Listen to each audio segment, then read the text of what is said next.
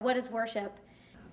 In a church point of view, I think from a person in the congregation, I think that they think of worship as the time when the beginning of the church service, where we sing songs or hymns or choruses, kind of celebrating the Lord's, depending upon the time of year, death or resurrection, and sometimes His birth. But I think worship is a lot more than that.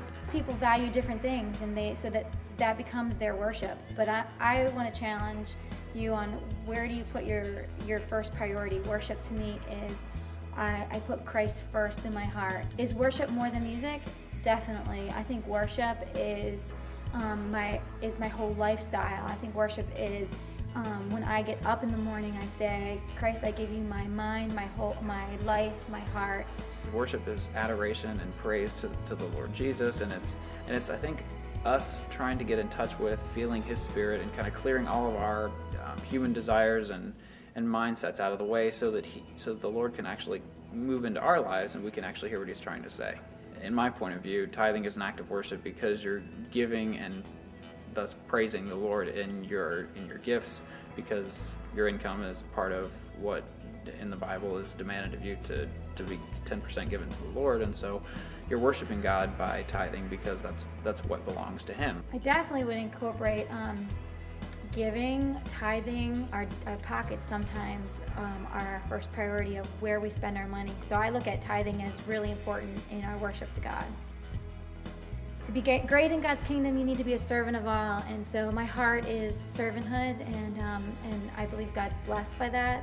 And when we act as a servant, I really believe in God is put on the throne, and when God is on the throne, He is being worshipped, and that just is a big circle. In some ways it could be. It depends on, I think, the attitude that you bring to the activity. If you're washing dishes or doing chores with an attitude of, well, hey, let me be a blessing to someone today, or let me do something that might help someone out today, that might, I think, be an act of worship. However, on the flip side, if you're doing it with an attitude of, oh man, I just really don't want to do this right now, this is just a chore that I have to get done, I think that's also not honoring to God. So it's not really a worshipful act, depending upon your attitude, because you choose to worship as opposed to it just being something that can happen. I am a worship leader, and so I look at that as worship on a stage and off of a stage, and that my life is a stage. So whether I'm at the grocery store, or whether I'm the PTA president, or whether I'm just cooking meals for my family, or if I'm in my workplace, the way that I reflect who Christ is worthy of worship for who God is. How do I connect and relate with worship? I think people connect to worship in different ways. I think sometimes the stereotypical older person or elderly congregation would connect with worship more by singing a hymn or a song that's of an older time period, but it's something, I think it means something different to each person.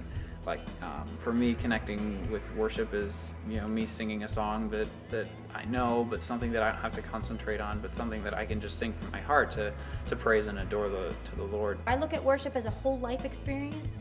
I look at worship as not just the songs that I pick, or the orchestration that I write, or the flow of the songs.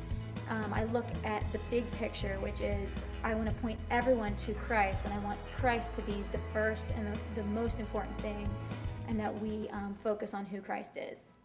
Worship is a lifestyle. The lifestyle. Lifestyle. Worship is a lifestyle.